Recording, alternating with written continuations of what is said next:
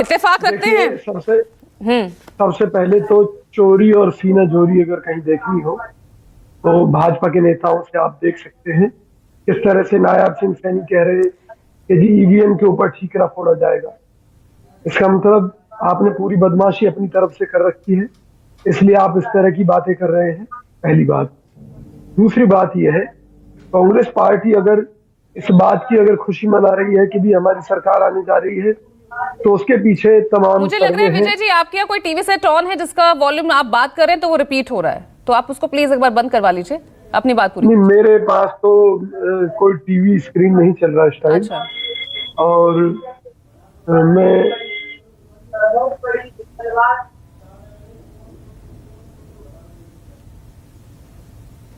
बोलिए, अपनी बात पूरी कीजिए। अब आवाज ठीक आ रही है मेरी? देखिए, अभी भाजपा प्रवक्ता कह रहे थे कि जी कम मतदान हुआ, लोग घूमने चले गए, तो क्या केवल फरीदाबाद और गुड़गांव के लोग ही घूमने के शौकीन है क्या, और हरियाणा के लोग घूमने के शौकीन नहीं है? सच्चाई यह है कि जो ज्यादा मतदान हुआ है हरियाणा भर में वो भाजपा के खिलाफ हुआ है।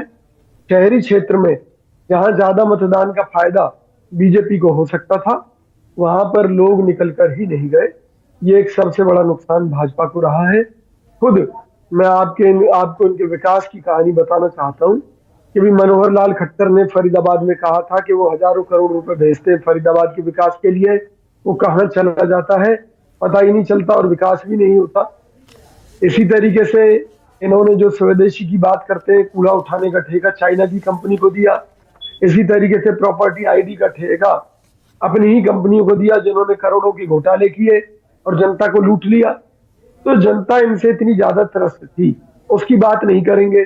तो इनको मालूम है कि भी इनकी जो दुकान है वो केवल हिंदू मुस्लिम यानी आप तो पूरे कॉन्फिडेंट में है ना, आपका पूरा कॉन्फिडेंस है कि भाई ये सरकार आप ही की आने वाली है और इसीलिए अब सीएम एक छोटा सा उदाहरण और हुड्डा साहब दिल्ली पहुंच गए हैं, सीएलपी की मीटिंग आज बुला ली गई है।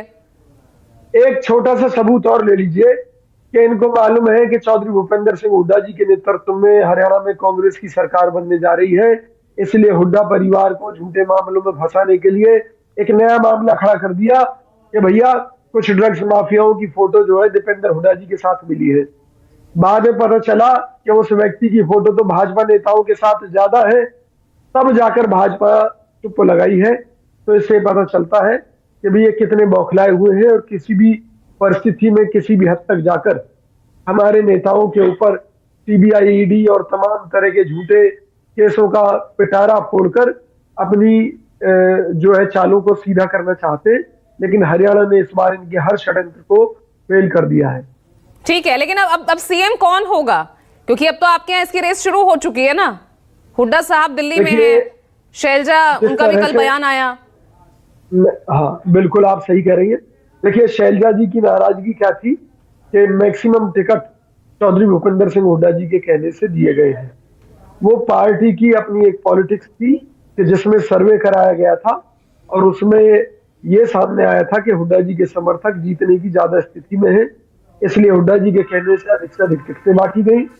तो जो ज्यादा से ज्यादा विधायक चुनकर आ रहे हैं वो चौधरी भूपेंद्र सिंह हुड्डा जी के नेतृत्व में भरोसा रखते हैं और पार्टी हाईकमान के आदेश पर हुड्डा जी के नेतृत्व में कांग्रेस की सरकार बनने जा रही है। इसलिए हम ये कह सकते हैं कि चौधरी भूपेंद्र सिंह हुड्डा जी हरियाणा के मुख्यमंत्री बनने जा रहे हैं। तो आप एकदम क्लियर आप बोल रहे हैं, ना कुमारी शैलजा ना रणदीप सुरजेवाला, सीएम फेस हुड्डा। देखिए बड़ी सीधी सी बात है कि विधायक तय करेंगे कि मुख्यमंत्री कौन होगा, और जिस व्यक्ति ने हरियाणा के जनता के लिए संघर्ष किया, कांग्रेस पार्टी की तरफ से हर विधानसभा क्षेत्रों में जाकर प्रोग्राम किए, जनसभाएं की, समाज की 36 बिरादरियों को जोड़ने का काम किया, और आज अगर जाट समुदाय एक तरफा कांग्रेस के पक्ष में वापस लौट कर आया है तो वो चौधरी भूपेंद्र सिंह हुड्डा जी की देन है। तो इन बातों को नकारा नहीं जा सकता। बाकी पार्टी हाईकमान का फैसला सर्वोपरि है। जो विधायक मिलकर नेता चुनेंगे, जो निर्णय लेंगे, जो पार्टी हाईकमान आदेश देगा, उसके आधार पर ही मुख्यमंत्री चुना जाएगा। लेकिन हमें विश्वास है कि चौधरी भूपेंद्र सिंह हुड्डा जी सीएम बनने जा रहे हैं हरियाणा। अमनदीप केसरी, हम होंगे किंग मेकर की भूमिका में अभय चौटाला लगातार ये बयान दे रहे हैं, बट कैसे होगा? यहाँ तो एग्जिट पोल के आंकड़े ही कुछ और बयां कर रहे हैं, 2 से 5 सीटों पे ही आपको बढ़त दिखा रहे हैं।